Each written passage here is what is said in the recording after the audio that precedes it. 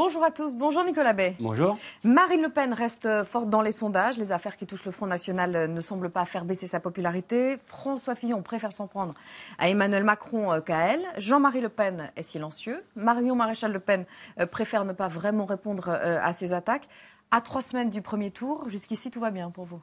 Marine Le Pen, elle mène campagne depuis maintenant des mois au contact des Français en présentant son projet. Quand on voit que ses adversaires sont totalement englués finalement à l'intérieur de la famille politique, ils n'arrivent pas à rassembler. Ils mènent les campagne primaires, aussi, en France. Oui, mais enfin, les primaires à droite comme à gauche ont provoqué des fracturations, des fragmentations diverses et ont fait émerger des candidats qui ne sont pas du tout rassembleurs. Et ce qui est assez surprenant, c'est qu'apparemment tous les candidats ont accepté l'idée que Marine Le Pen serait au second tour et l'attaque peu finalement, elle et son programme.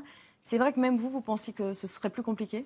Je crois qu'il ne faut d'abord pas préjuger du choix des électeurs, mais c'est vrai que Marine Le Pen est non seulement à un niveau élevé d'intention de vote, mais aussi à un niveau élevé de certitude de vote. Ensuite, les adversaires ne nous épargnent pas, et puis ils sont largement relayés par tout un tas d'autres, pas seulement les adversaires politiques. On voit que les médias s'y mettent aussi largement. Ça y est, les médias sont jamais très loin dans vos discours. Le Monde, M. Berger, les médias du groupe de M. Drahi, ils attaquent largement Marine Le Pen de façon même assez obsessionnelle, il faut bien le dire. La semaine dernière, Marine Le Pen a déclaré qu'elle trouvait Marion Maréchal Le Pen inexpérimentée, un peu raide, et qu'elle ne serait pas ministre. Une nouvelle guerre familiale menace. Non, mais elle s'en est expliquée. Elle répondait à des questions et elle a dit ces mots. Non, elle a dit simplement que, compte tenu du jugement que portent les Français sur les liens familiaux en politique, elle ne pensait pas opportun que, par exemple, Marion Maréchal Le Pen, qui est sa nièce, ou son compagnon Louis Alliot, soient dans le gouvernement. Voilà. Mais elle est confiante au point d'imaginer déjà son gouvernement ?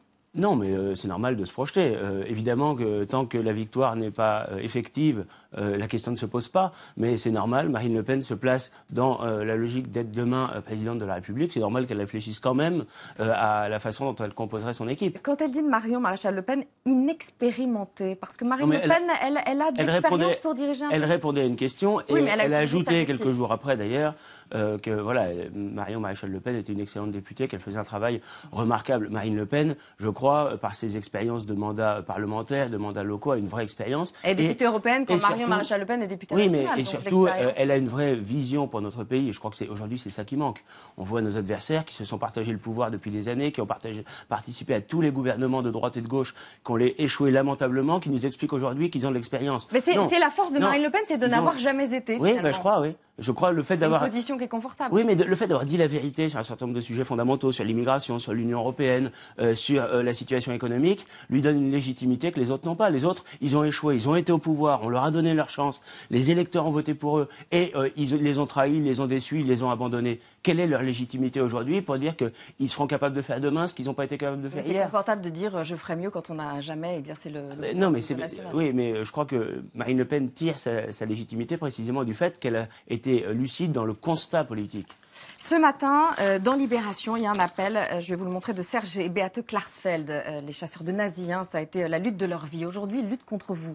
Ils appellent à ne pas voter Front National, un parti dont l'idéologie dangereuse et périmée nous ramène aux années 30. Ce parti xénophobe et irraisonnable, partisan de la fin de l'euro et de l'Union européenne, garant depuis des décennies de la paix et de la stabilité d'un continent que l'extrême droite avait entraîné dans la guerre, la barbarie et la ruine. Ils savent de quoi ils parlent, non? Non, je crois pas. Je crois que c'est tout à fait pitoyable. Ça fait partie de ces opérations de fin de campagne, d'offensive généralisée. Vous les trouvez pitoyables, Serge et Beate Klarsfeld? Je les trouve pitoyables dans leur agression comme ça contre les patriotes. Aujourd'hui, la vérité, c'est qu'ils devraient s'en rendre compte, c'est que Marine Le Pen, elle est le principal bouclier pour nos compatriotes de confession juive, qui aujourd'hui se trouvent dans certains quartiers très largement menacés par l'islamisme et par les tenants d'une idéologie dangereuse. Donc je crois qu'ils devraient faire preuve d'un peu de lucidité sur la situation du monde d'aujourd'hui, au lieu d'être en permanence à essayer d'extrapoler des schémas totalement archaïques, totalement datés. En quoi ils sont moins patriotes que vous? C'est signé Serge et Beate Klarsfeld et les fils et filles de déportés juifs de France. Ça vous interpelle pas? Non, mais moi je vois aussi qu'il y a énormément de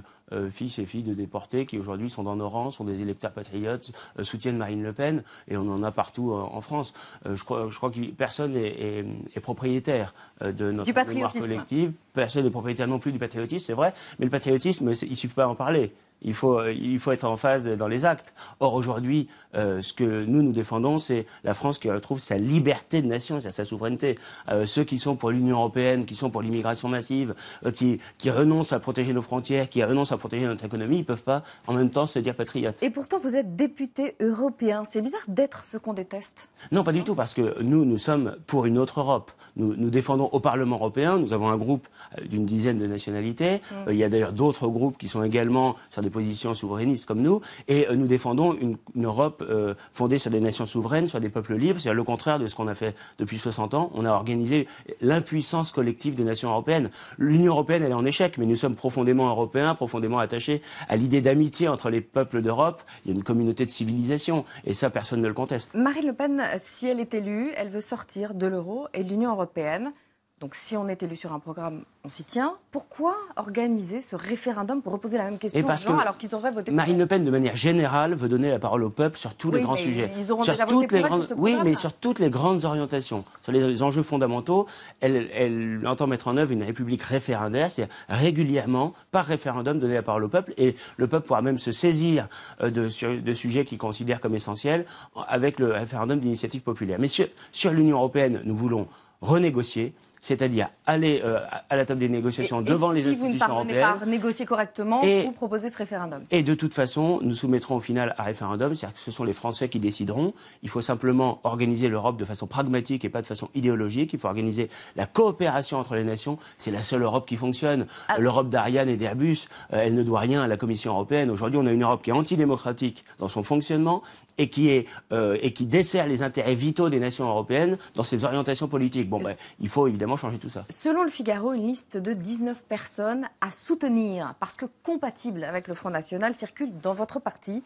Parmi eux, Nicolas Dupont-Aignan, Jean-Frédéric Poisson, Jacques Bompard, Charles Becbédé, Thierry Mariani, Alain Marceau, Jacques Millard, Henri Guénaud. Vous confirmez ça? Non, il n'y a pas de liste qui circule. En revanche, les personnalités que vous citez, ce sont des patriotes et nous leur tendons la main. Nous leur tendons la main maintenant. Nous leur tendrons à nouveau la main sans doute entre les deux tours de l'élection présidentielle. Vous êtes en contact avec eux, clairement? Il peut y avoir des contacts individuels, mais ce qui est important... Vous leur téléphonez, il peut y avoir des contacts, ne serait-ce que parce qu'on siège dans les mêmes assemblées parfois. Mais ce qui est important, c'est que les patriotes se rassemblent. On voit très clairement aujourd'hui qu'il y a une majorité de Français qui ne veut surtout pas avoir, avec Emmanuel Macron, 5 années de hollandisme supplémentaire. Mais ce dont on parle, reste à savoir s'ils vont franchir le Rubicon ou pas. Oui, mais ça, c'est une décision qui leur appartient. Mais nous nous adressons... On n'est pas dans une logique de combinaison d'appareils ou de combinaison politicienne. On tend la main à tous les Français. Il y a beaucoup aujourd'hui, Marine Le Pen l'a dit hier, des millions d'électeurs de droite qui veulent surtout en finir avec ce quinquennat cauchemardesque de François Hollande. Eh bien, si jamais Emmanuel Macron gagnait, évidemment, ce serait absolument désastreux parce qu'on aurait à nouveau 5 ans de hollandisme. Eh bien, pour éviter ça, compte tenu du fait que François Fillon est totalement discrédité et affaibli, le vote utile et efficace, c'est Marine Le Pen. Emmanuel Macron, vous en parlez, il a salué ce week-end à Marseille les Français d'origine étrangère, fiers d'être Français. Quand je regarde Marseille, je vois une ville française façonnée par 2000 ans d'histoire, d'immigration, d'Europe.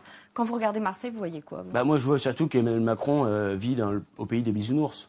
Il ne voit pas que dans les populations immigrées ou d'origine immigrée, il y a évidemment parfois une très vive hostilité. Il y en a qui sont parfaitement assimilés. Les Blancs, mais il y a plus de problèmes avec les enfants? Non, je dis pas ça. Je fais le constat qu'il y a, c'est vrai, dans les populations immigrées, parce qu'on a distribué comme des petits pains la carte d'identité, des personnes qui sont fondamentalement hostiles à la France, qui expriment d'ailleurs parfois... Ils sont moins français que vous et moi? Non, ils ont la nationalité française. On n'entend pas remettre ça en cause, mais sauf évidemment s'ils commettent des délits ou des crimes et que dans le cadre de la loi, on peut les déchoir de la nationalité française. Mais on voit bien aujourd'hui qu'il y a dans une catégorie de la population une hostilité très forte à l'égard de notre pays, une haine de la France. Et nous, notre projet, il est patriote, donc on ne fait pas de distinction en fonction de l'origine ou de la couleur de peau, pourvu qu'on aime la France. C'est ça le critère. Mais Emmanuel Macron, il refuse, il nie l'existence même de l'identité française. Il explique qu'il n'y a pas de culture française.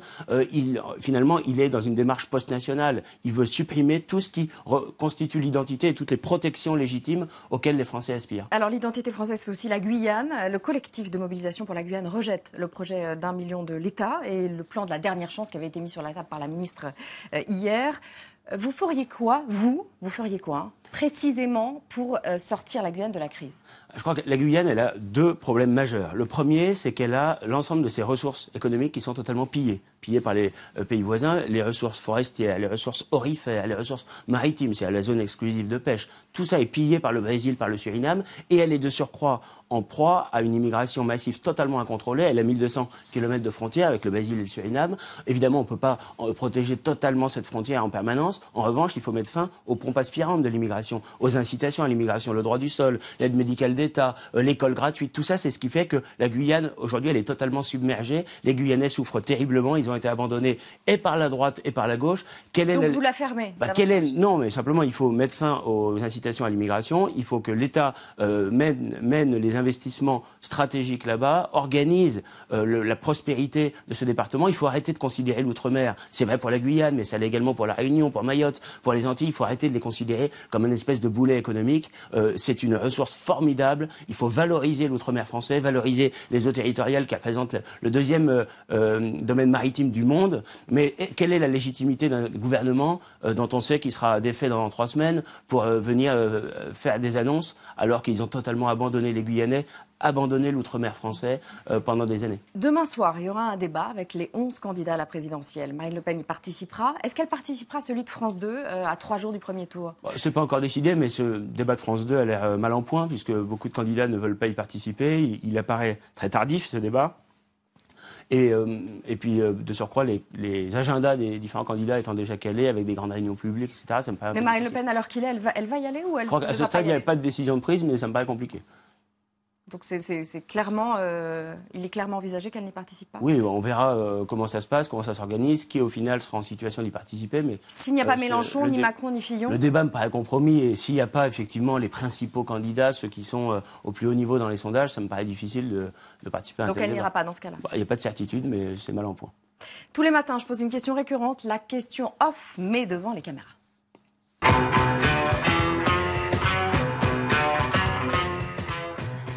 C'est off, hein, entre nous. Il y a quelques années, vous aviez déclaré « Marine Le Pen, c'est le vide doctrinal sidéral. En dehors d'être la fille de son père, les qualités politiques du personnage sont limitées. Je n'ai rien en commun avec la fille de Monsieur Le Pen. Elle est le Tanguy du FN. » Elle a tant changé que ça pour que vous lui confiez la France? C'est moi peut-être qui ai changé. Vous savez, c'est des propos qui remontent à il y a 15 ans, une époque de division de notre famille politique. 2004. Voilà, j'étais en compétition électorale. Vous étiez avec Bruno Maigret à l'époque au MNL. Bruno Maigret, comme un certain nombre de cadres du Front National. Bon, c'est une époque totalement révolue. Ça montre surtout que Marine Le Pen a une capacité à rassembler, voilà, quels que soient par ailleurs les conflits. En l'occurrence, c'était pas des divergences de fond, vous le voyez bien. Ah bah quand même, vous avez vu tout ce que vous avez dit. Non, mais ces divergences, voilà, c'était des attaques personnelles que je regrette aujourd'hui, évidemment. Les qualités politiques du personnage sont limitées. Oui, c'était une erreur totale d'analyse, j'en conviens volontiers. Voilà, c'est énervant, ce truc qui s'appelle Internet et qu'on retrouve facilement des choses qu'on a dites il y a 10 ans et qu'on aimerait bien effacer, c'est ça? Il n'y a pas de droit à l'oubli, oui, c'est une erreur de jeunesse. Voilà. Une erreur de jeunesse? Oui, je pense, oui. Si ça se trouve dans 5 ans, vous trouverez que l'immigration est une chance pour la France? Ça m'étonnerait. Moi, je suis engagé, je suis un militant patriote depuis que j'ai 14 ans. Et sur ce sujet-là, comme sur l'essentiel des sujets de fond, je n'ai jamais varié. Vous pourriez changer d'avis comme pour Marine Le Pen? Non, mais écoutez, je crois qu'aujourd'hui, l'immigration, plus personne n'ose dire que c'est une chance pour la France.